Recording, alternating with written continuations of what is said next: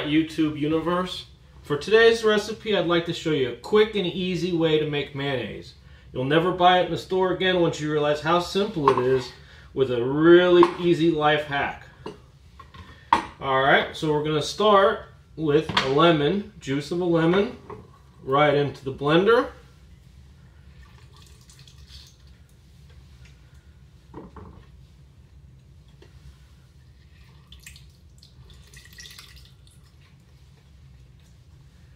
Now, we have one fresh egg right out of the coop, day fresh from today. If you don't have that, of course, store-bought is fine. Since it did come out of the coop and the chicken's been walking on it, I did take the liberty of washing it with a little soap and water underneath the sink. And we'll go ahead and break that into our mise en place bowl. It's always nice to use a mise en place bowl in case there's anything weird with the egg, or in case you get any shell or anything like that. It's easier to fish it out of there than it is the blender. So we'll throw it right in the blender. Today, just to keep it simple, and since I'm making a seafood salad, I'm going to go ahead and just put some Old Bay in. Right? You can use that seasoning of your choice. And this is really where you can get as creative as you want to be. You could put fresh herbs in there. You could put a little Dijon mustard in there. You could put roasted red bell peppers in there. Anything you could think of to match whatever dish that you're making. Now for the real life hack part. To make mayonnaise, you get this going and we're going to pour a cup of oil in there. But the key is you have to drizzle it really slowly, and that's where this really handy pour over coffee filter holder comes in. We're just going to take that, put it on there with the recycled broccoli rubber band. Place it on there. Then we'll measure out our oil. I like to use a blend. Half extra virgin olive oil.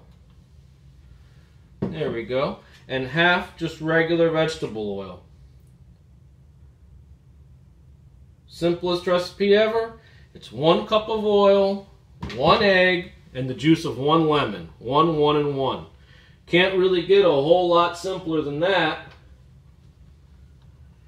And all we have to do is put the machine on wide open and pour the oil right in.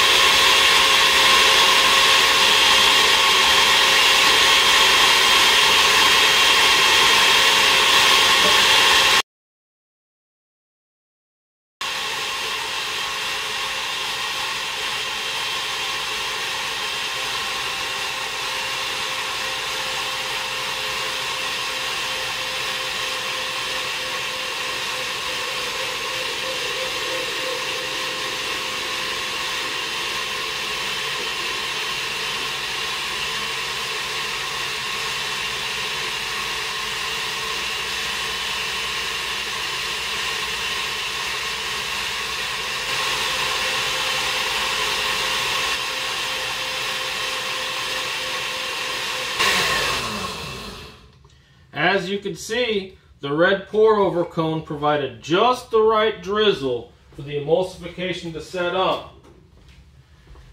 In the final product, we have nice, creamy mayonnaise.